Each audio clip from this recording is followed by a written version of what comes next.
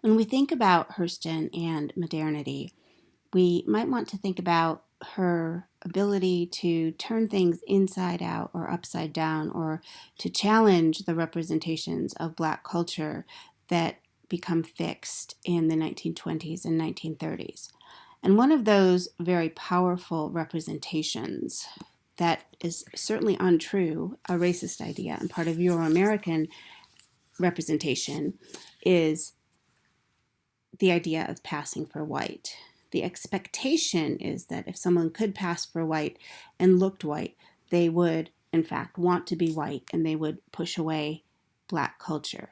The second part of that expectation is the expectation for cross-racial romantic love.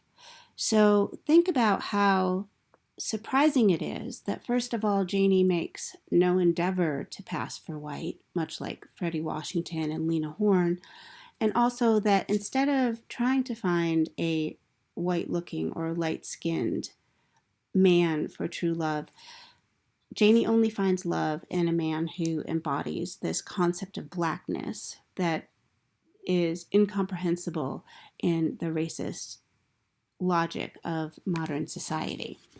So first of all, when we think about the dominant ideas that beautiful women like Janie would want to be white and not want to go work on the muck and only be with tea cake, we can have a look at Fredi Washington's Love Wanga. And although Fredi Washington did refuse to pass for white, I want to see a future where all communities work together.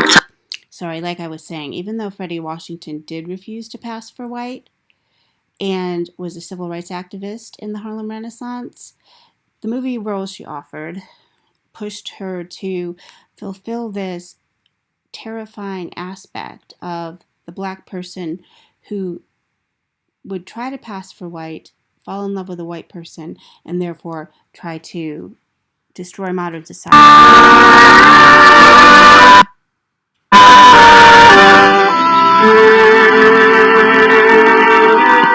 No. That's where you went. What do you mean? You followed my master to the States. Well, what of it? What of it? You must be mad to think you can win the love of that sort of white man. So I'm beginning to find out. But I'm not through with him yet. If I can't have him, no one else will. You're wrong, clearly. He's going to marry Miss Langley. She's his kind. She's white. You think so? I'm white too. As white as she is. You're not. You're black. Black am I? Is this black? Or these? Or this? Lily, forget this madness. Your white skin doesn't change what's inside you. You're black. You hear me? You're black. You belong to us. To me.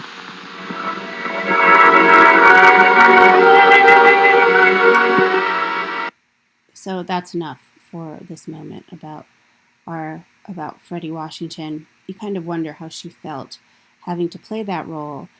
Similarly to if you watch the whole video, and also this video from her To the two women in Imitation of Life because of their daughters. And for the Black woman, the great heartache comes when her daughter decides to cross the color line and pass for white. The director, John Stahl, was determined to find a white-looking Black actress to play this light-skinned young Black woman. They turned their eyes to New York City, and that's where they saw Fredi Washington. And Fredi Washington was known as the girl with the boy's name, the Black girl with the green eyes, the Black girl who looked white.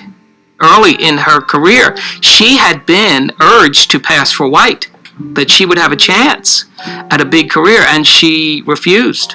She said, in essence, she could never be anything other than what she was. Fredi Washington told me that the one line in Imitation of Life that she hated was the line when she said that she wanted to be white. What's my baby want? I want to be white, like I look.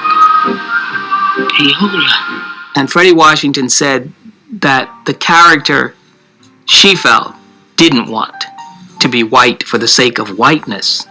She wanted to be white to have the same chances that everybody else in that house was going to have.